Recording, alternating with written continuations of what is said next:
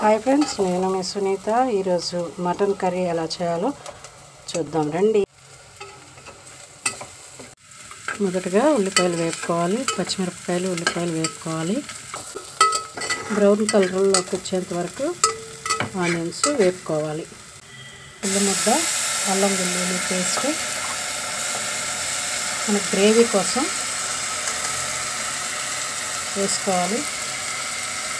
ఉల్లి ముద్ద, అల్లం వెల్లుల్లి పేస్ట్, ఆనియన్స్ కలిపి వేపుకోవాలి. ఇవి బ్రౌన్ కలర్ వచ్చేంత వరకు కొంచెం వేపాలి. పసుపు వేసుకుందాం. Salt 2 spoons.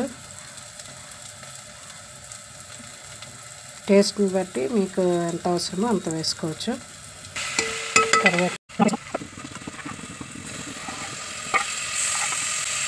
స్టవ్ సిమ్లో పెట్టుకొని మటన్ వేసుకోవాలి. అన్నీ కలిసేటట్టు కలుపుకోవాలి. స్టవ్ కొద్దిగా హైలో పెట్టి వేపుకోవాలి. ఎక్కువ మంది మటన్ కర్రీ ఇది వేగింది కదండి. టమాటా ముక్కలు వేసుకున్నాం. కలుపుకోవాలి.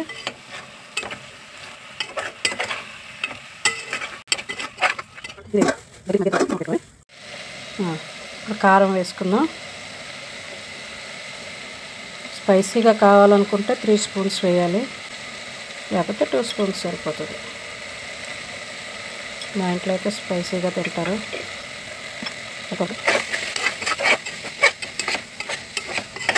ఇంత కారం కలిసేటట్టు కలుపుకోవాలి. కారం స్మెల్ పోయేంత వరకు అలా కలుపుకుంటూ ఉండాలి.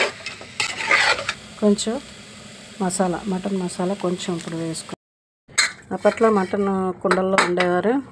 ఇలా ఉడికితే బాగుంటుంది, కానీ కుక్కర్ మూత పెట్టేసుకోవాలి. 3 విజిల్స్ వచ్చిన తర్వాత ఆపేసుకుంటే మటన్ కర్రీ రెడీ.